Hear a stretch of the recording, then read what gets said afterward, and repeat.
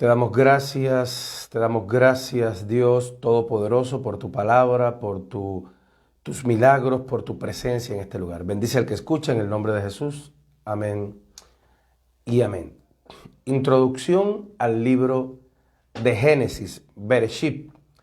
Y pues la porción que va desde los capítulo 1, versículo 1, hasta el capítulo 6, versículo 8. Y esto es solo para los que les gusta la palabra, para los que prefieren la verdad sobre la tradición.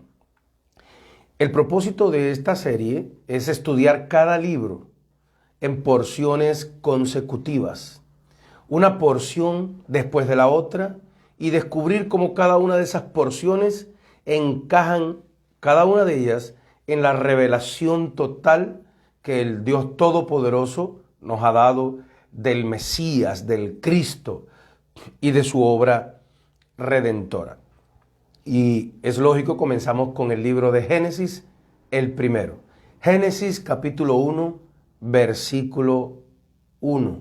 Dice la palabra allí: en el principio creó Dios los cielos y la tierra estaba desordenada y vacía, y las tinieblas estaban sobre la faz del abismo, y el Espíritu de Dios se movía sobre la faz de las aguas.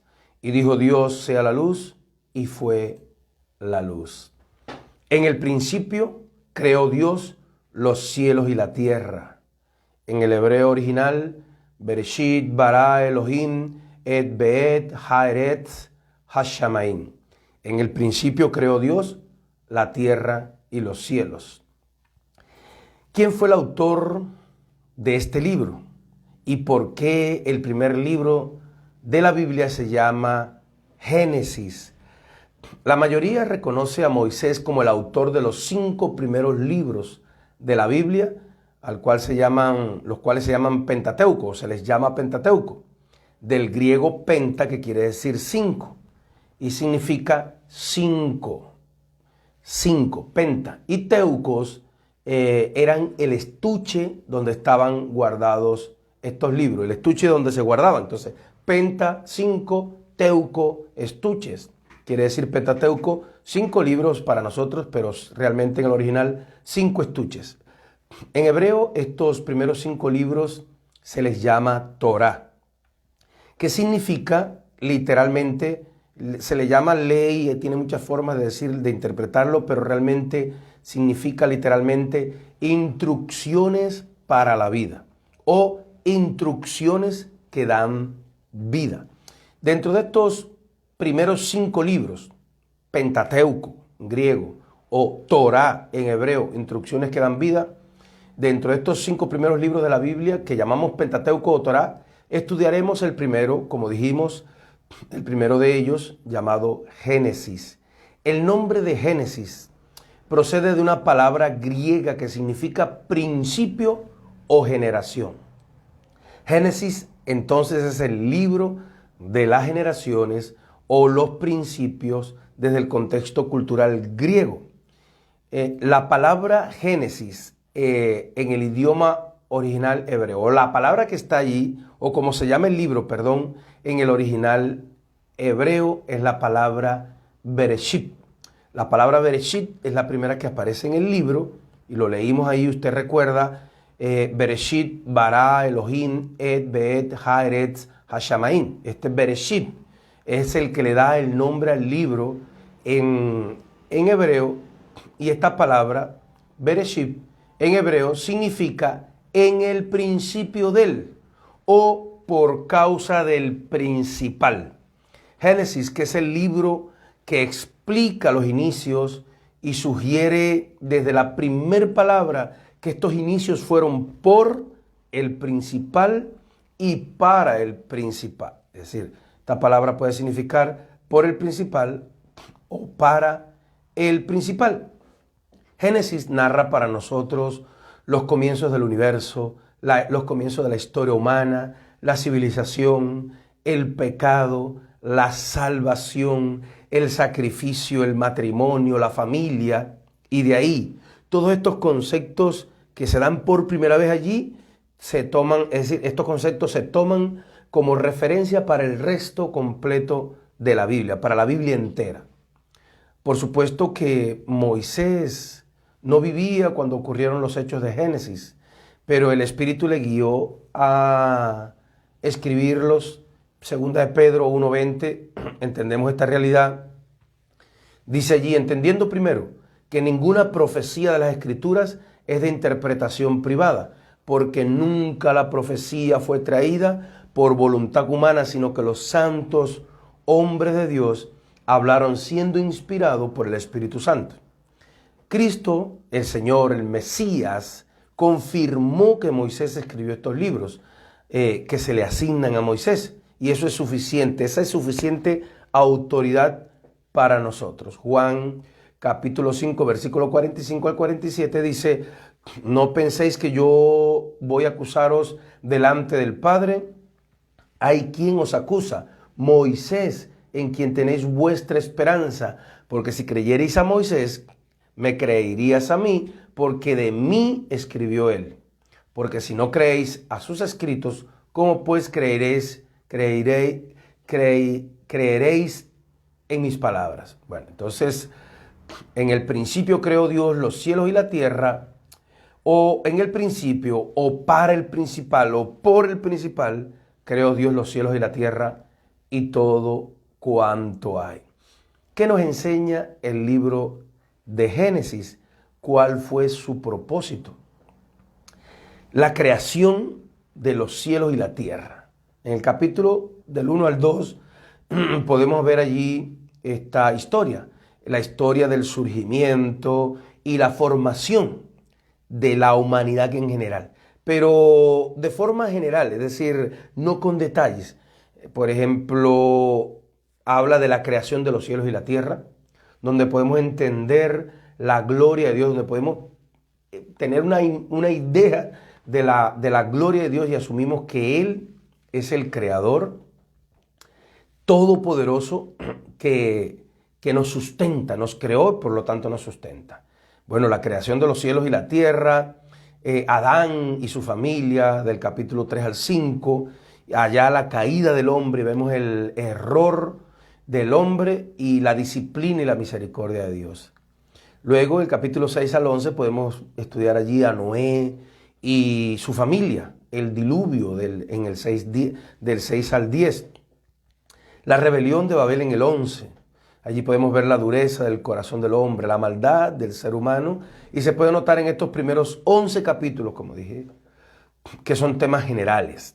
Es decir, usted puede ver allí la historia de la humanidad en general, la creación de los cielos y la tierra, Adán y su familia, Noé y su familia, y el diluvio, de una manera general, sin muchos detalles.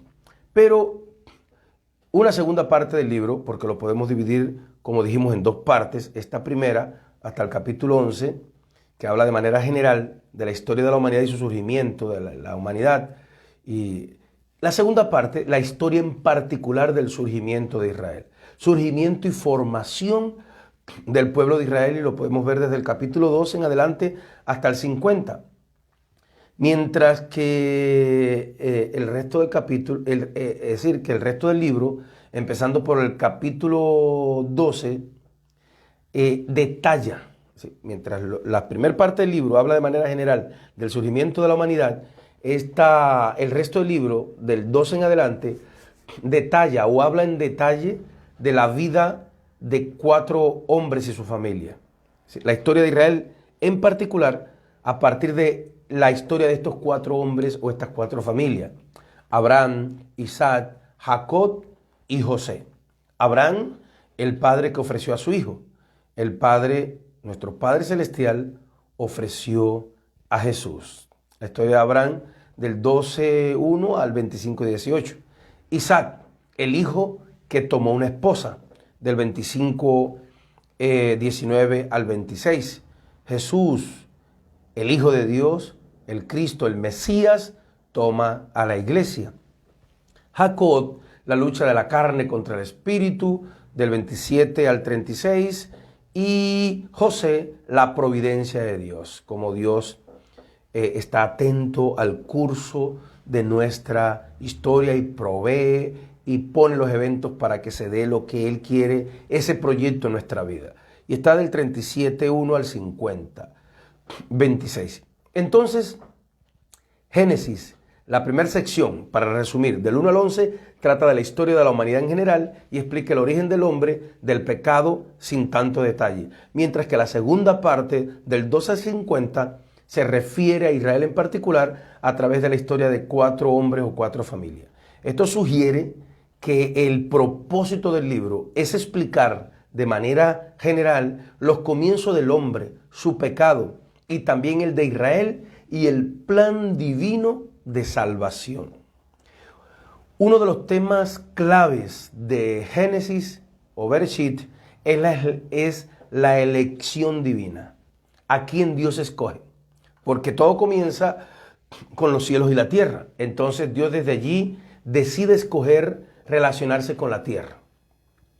No nos dice en Génesis que con los cielos. Nos explica para nosotros que la tierra. Y el tema desde ahí en adelante es el programa de Dios en la tierra. Habiendo escogido la tierra, ahora Dios pasa por alto los ángeles, incluso los ángeles caídos, y escoge vincularse con el hombre. Él lo escoge. De entre muchos hijos de Adán, escoge a Set. Y de los muchos descendientes de Set, en Génesis 5, escoge a Noé en la 10ª generación. Acuérdese que a través de una línea genealógica de 10 generaciones de justo. Y de la familia de Noé, escoge a Sem, Génesis 11:10, de ahí a Taré, por último a Abraham. Abraham tiene muchos hijos, pero Isaac es la simiente escogida, es el escogido, 21:12. Isaac tiene 2 hijos, Esaú y Jacob, pero Dios escoge a Jacob para que reciba su bendición o para que a través de él el mundo reciba su bendición. Todo esto revela la elección de Dios, de la gracia de Dios. Ninguna de estas personas mereció el honor de ser escogido, como es cierto en los verdaderos creyentes. Ninguno merece el haber sido escogido para lo que Dios nos ha escogido. Su elección resultó plenamente de la gracia de Dios, de su amor y su misericordia. Junto con la gracia de Dios que elige, Génesis ilustra el poder y la providencia de Dios. El hombre desobedecería, dudaría de Dios, sin embargo, Dios impondría su autoridad para cumplir el propósito de salvar al ser humano. Todo hombre de aquella época murió. Todos los hombres de aquellas épocas murieron. Solo tienen vida eterna los que fueron elegidos. Solo los que fueron elegidos tienen promesa de vida eterna. Por eso piensa definitivamente que no mucho tiempo o en muy poco tiempo vamos a morir. Todos vamos a morir igual que aquellos grandes hombres o aquellos malos hombres. Por eso, ¿eres tú un elegido de Dios? ¿Estás tú entre los escogidos de Dios? Ya tenemos una idea general del libro de Génesis o Bereshit. Ahora veremos una idea general de nuestra porción, que va desde el 1:1 al 6:8. En el capítulo 1 narra cómo Dios crea el mundo en 6 días. El primero crea la luz y la oscuridad. El segundo forma los cielos, dividiendo las aguas superiores de las aguas inferiores. El tercero establece los límites de la tierra y el mar y llama a surgir los árboles y los pastos de la tierra. El cuarto día fija la posición del sol, la luna y las estrellas como señales para calcular el tiempo como luminarias. Para el cuarto día, para la tierra, y también se me quedó allí, las aves y los reptiles son creados. El quinto día, los animales terrestres. Y luego el sexto día, el ser humano. Dios termina su trabajo en el 7º día, lo santifica como un día de descanso, que más bien quiere decir cese. Dios no tiene que descansar, Él no se cansa, pero cesó de su obra creativa. Bueno, Dios forma al ser humano del polvo de la tierra. En el capítulo 2 ya da más detalle de la creación del mundo. Si primero lo dio de manera muy general, ahora da detalles. Dios forma al ser humano del polvo de la tierra y sopla dentro de su nariz, y el hombre es un alma viviente. Una sola persona, pero decidiendo que no es bueno que el hombre esté solo, Dios toma del costado del hombre y lo transforma en una mujer y forma la primer familia. Adán y Eva, o Javá, son puestos en el Edén y se les manda a no comer del árbol del conocimiento del bien y del mal, pero la serpiente persuade a Eva de violar ese mandato y ella comparte el fruto prohibido con su marido. Debido a su pecado, Dios decreta que el hombre experimentará la muerte va a retornar, experimentará la muerte retornando a la tierra de donde fue formado, y todo sustento y toda ganancia vendrá solamente a través de un duro esfuerzo y muchas dificultades, lo cuales podemos ver cada día más, cada vez que aumenta el pecado. El hombre es echado del Edén. Eva tiene 2 hijos, Caín y Abel. Caín asesina a su hermano y se vuelve nómada. Adán tiene un tercer hijo, Set, cuyo descendiente en la 10ª generación, es llamado Noé, su descendiente Noé en la 10ª generación, y es el único hombre justo en un mundo corrupto, en un mundo depravado, contaminado. Por lo tanto, Dios da el decreto del diluvio. Bueno, ya tenemos una idea general del libro de Génesis o Bereshit. Tenemos una idea general de la porción que vamos a estudiar, que van desde el capítulo, como dijimos, 1:1 al 6:8. Por lo tanto, volvamos al primer versículo, a ver si podemos pasar de ahí. En el principio creó Dios los cielos y la tierra. En el hebreo original, Bereshit, bara, et, ve'et, haaretz, hashamaim. En el principio creó Dios los cielos y la tierra. Como dijimos, recuerdo, Bereshit, que es la primera palabra del Pentateuco, la Torá, del libro de Génesis, en hebreo significa en el principio del, o por causa del principal, o para el principal. Entonces podríamos leer en el principio, o por el principal, o para el principal, creó Dios los cielos y la tierra, haciendo alusión desde el mismo principio del Mesías, del Cristo, del Rey de Reyes, del Hijo de Dios. Entre las diferentes religiones paganas existe la creencia de que el universo es eterno y que fue creado por la lucha entre diferentes dioses. La hipótesis de la evolución enseña que el mundo se creó a sí mismo solo por casualidad. Albert Einstein, el famoso científico de la teoría de la relatividad, cierta vez creó un sistema planetario. Cuenta una anécdota. Hizo una maqueta de un sistema planetario que parece se movía o algo así. Y lo hizo para un amigo ateo con el cual siempre tenía polémicas y discusiones. Cuando hizo pasar a su amigo ateo a la sala donde tenía la maqueta del universo, del sistema planetario, cuando le mostró el modelo ya terminado, el amigo ateo le preguntó: ¿quién lo hizo? Está excelente. ¿Quién hizo ese sistema planetario? A lo que Einstein le contestó: nadie. Se hizo así solo. Se formó así solo. Cuando yo vine, él solo se había formado. Pero el Pentateuco, la Biblia, los primeros 5 libros de la Biblia, la Torá, el libro de Génesis, nuestro Bereshit, nos enseña que el universo tiene un principio y que existe un creador, que todo lo hizo y que todavía lo sustenta cada día con el gran poder y energía de su palabra, que Él es por derecho justo el dueño de todo y tiene el derecho como creador. Él lo hizo, Él dio la energía necesaria y todo lo necesario para el universo. Por lo tanto, Él tiene derecho como creador y como juez. Tiene derecho como creador y como juez. Y tiene la obligación como juez de juzgar, digo yo, la obligación moral, de juzgar a las criaturas que puso allí para que se respeten y no se destruyan entre ellas como muchos se destruyen entre ellos. Él tiene el derecho y el deber moral de gobernar sobre todo lo que es suyo. Y entonces entendemos que Él es el gran legislador del universo. Usted que formó su hogar y que sustenta su hogar, tiene el derecho de exigir a sus hijos que cumplan las reglas dentro del hogar y que se comporten y que no se maltraten y no sean injustos con sus hermanos y no sean injustos entre ellos. El colmo sería que después que usted formó su hogar y gastó toda su vida en eso, y si lo hizo bien, que sus hijos le digan que usted no es nadie para corregirlos, que usted no es nadie para juzgar entre ellos.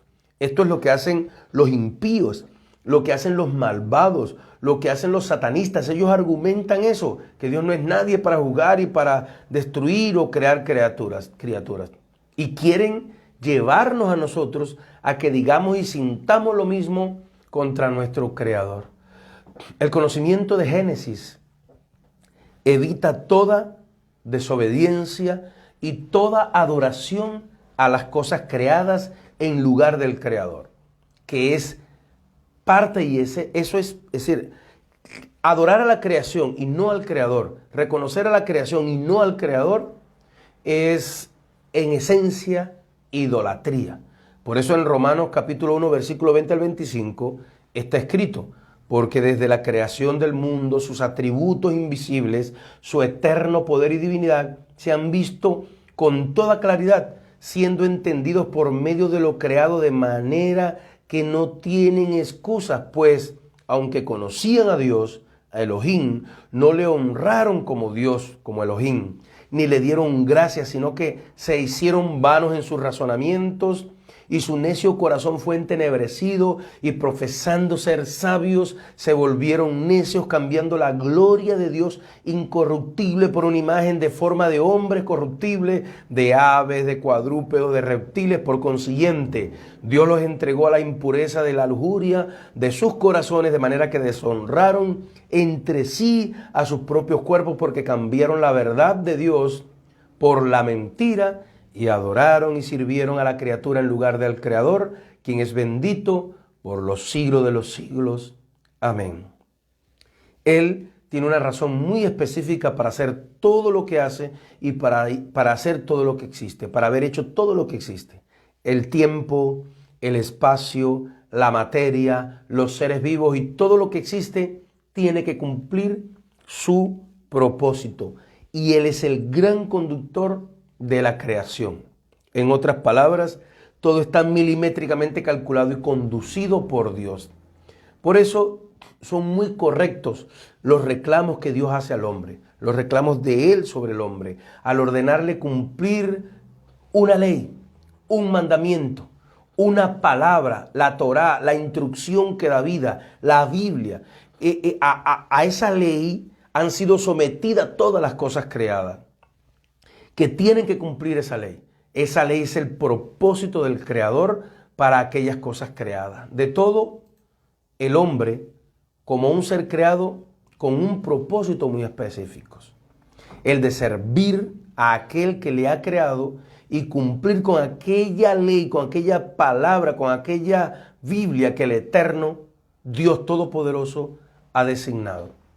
Y si no sirve al Creador Dios Todopoderoso, conforme a la palabra que Él instituyó, la Biblia, la Torá, el Pentateuco, la palabra en general, el hombre se rebela entonces contra el mismo principio de la existencia, porque para eso fue hecho, para cumplir aquella palabra.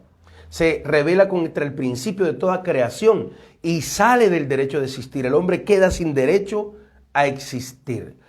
En una sociedad donde hay gente que daña a otras, la policía y los jueces tienen un objetivo, tienen un propósito. Como jueces, si no son corruptos, y si no son corruptos los policías, tienen el derecho de proteger a los buenos ciudadanos y castigar a los malos, de cuidar a los buenos de los que son malos para que no los dañen injustamente. Si no lo hacen, es decir, si los malos no se abstienen de dañar a los justos, entonces les toca meter preso a aquellos que son malos. A los jueces y policías les toca meter preso. Les toca, es su trabajo, es su propósito. Los que cayeron presos por ser malosos van a hablar mal del juez. Van a hablar mal y van a argumentar que de dónde saca derecho ese juez, de dónde saca derecho esa policía. que la policía es mala, que el juez es malo, que por qué tiene que mandarlos a la silla eléctrica o por qué tiene que destruirlos. Pues el juez tiene derecho y la obligación de hacer justicia. Hoy los filmes, las películas de Hollywood y casi todas el cine de hoy apuntan a insinuar indirecta o directamente que Dios es malo y que quiere destruir sin derecho a la creación. Por ejemplo, filmes como Los Vengadores, en el juego final, con el titán Thanos, los Transformers, Alita, Ángel de Batalla, y casi todos los filmes apuntan a que Dios es malo y que quiere destruir a sus criaturas. Pero Dios, como juez universal, como juez supremo, tiene el derecho y la obligación de hacer justicia al agraviado, de sacar de su creación al malo, de sacarlo de allí. Mire, no debemos hacer nada para ser malos y convertirnos en malos y hacer injusticia, porque entonces nos sacamos a nosotros mismos del universo al no cumplir la ley de Dios. Él, el todopoderoso Dios, pudiera acabar instantáneamente. Por eso en la película hacen el chasquido, pues haciendo alusión a que es Dios el que, por gusto, como en la película ponen, quiere acabar con las criaturas. Él tiene el poder de acabar con cualquiera en cualquier momento, de dejar de hacer existir al que él quisiera, como le dijo a Job. Pero él no quiere acabar con nadie porque sí. Él no quiere acabar ni siquiera con los malos. La Biblia dice que él no quiere el mal para el impío, que él lo que quiere es que se arrepienta de su mal camino. Él no hace nada porque le da la gana. Él es en extremo justo, en extremo misericordioso, y cada vez que hace algo lo hace muy justificado. Y es que el ser humano lo lleva al límite. Cuando el ser humano va a la maldad continuada, lleva al Señor al límite de la misericordia y tiene que aplicar como juez universal, como legislador, el juicio. Cuando Él acaba con un grupo, ciudad, o cuando Él permite que un grupo o ciudad se destruya o deje de ser, es porque no le queda más remedio, porque lo llevaron al extremo de la misericordia. Como que el automóvil, el carro, el auto le diga al hombre: no te quiero llevar, no quiero rodar. Cuando todo el propósito de un automóvil es llevar al hombre de un lugar a otro. Entonces el automóvil, si pudiera negarse y tener raciocinio, dejaría de tener el motivo para existir. Así es el hombre o el universo. Todo lo que existe allí es porque el eterno Dios Todopoderoso lo ha hecho y tiene un plan específico con cada criatura, pero Él quiere que lo cumpla por su voluntad. Ningún detalle de la creación carece de significado. El tiempo es una creación, el creador está fuera del tiempo, es decir, fuera de todo límite que nos impone a nosotros el tiempo. Luego habla de que los cielos y la tierra fueron creados, lo cual nos enseña que el espacio y la materia no son eternos, sino fueron llevados a la existencia por el Creador, fueron llevados por Él. En un momento histórico fueron creados en el principio del tiempo. Entonces, ¿qué había antes del principio? Tal vez solo Dios. Sin embargo, dentro de Él había planes que estaban allí antes de la creación, en un estado que carece de tiempo, fuera de lo que nuestra percepción puede captar, puesto que a partir de la creación comenzó el tiempo para nosotros, pero no como algo existente, como nosotros lo entendemos, sino como parte de un pensamiento, un consejo, un plan, un proyecto. Algunas de las verdades que se hallan en este pasaje son: la afirmación sobre un creador en Génesis es lo que ningún científico o historiador puede mejorar. Ni siquiera puede acercarse a ese postulado, a esa proposición, la afirmación de un creador. En el principio Dios creó. Esta simple afirmación, esta corta oración, no simple, pero sí corta, parece simple, refuta al ateo que dice que no hay Dios. Refuta al agnóstico que dice que no se puede conocer a Dios. Refuta al politeísta que afirma que hay muchos dioses. Refuta al panteísta que dice que toda la naturaleza es Dios. También refuta al fatalista que enseña que no hay plan divino detrás de la creación y de la historia. Y al materialista, sobre todo, que argumenta que la materia es eterna y no se crea o que solo se creó sola. Perdón, que la materia es eterna, que no puede haber un creador, sino que la materia se creó sola. El científico materialista actualizado puede incluso afirmar que la materia solo llegó a existir en el Big Bang y que la vida solamente ocurrió. De todas las formas de vida surgieron para ellos de una forma, de la nada surgió la materia y de ahí las formas de vida complejas. Evolucionaron para ellos gradualmente de formas inferiores, pero no pueden dar prueba de sus declaraciones, no tienen sentido sus declaraciones. Un mundo tan complejo se pueda crear a sí mismo solo, tanta información se pueda recopilar casualmente y combinarse casualmente. Información detallada muestra la formación de vida inteligente. Un libro muestra que alguien inteligente organizó las letras para que hubiera una información. El ADN, las moléculas, la cantidad de información organizada para la creación del universo, del hombre, es innumerable, es inmensa. Un día vamos a tratar sobre eso. Y cada un lapso más corto de tiempo, cada un tiempo más breve, los científicos cambian de opinión y refutan sus propias teorías y sus propias hipótesis. Pero la Biblia no puede ser refutada nunca. Nunca ha sido refutada ni lo será. Cada día la ciencia demostrará que la Biblia está en lo correcto. Por ejemplo, Albert Einstein refutó las afirmaciones de Isaac Newton, que decía que el tiempo y el espacio son absolutos e independientes. Para mí el materialismo está mandado a recoger desde hace muchos años por la teoría de la materia oscura, la energía oscura, la teoría de las cuerdas, la relatividad.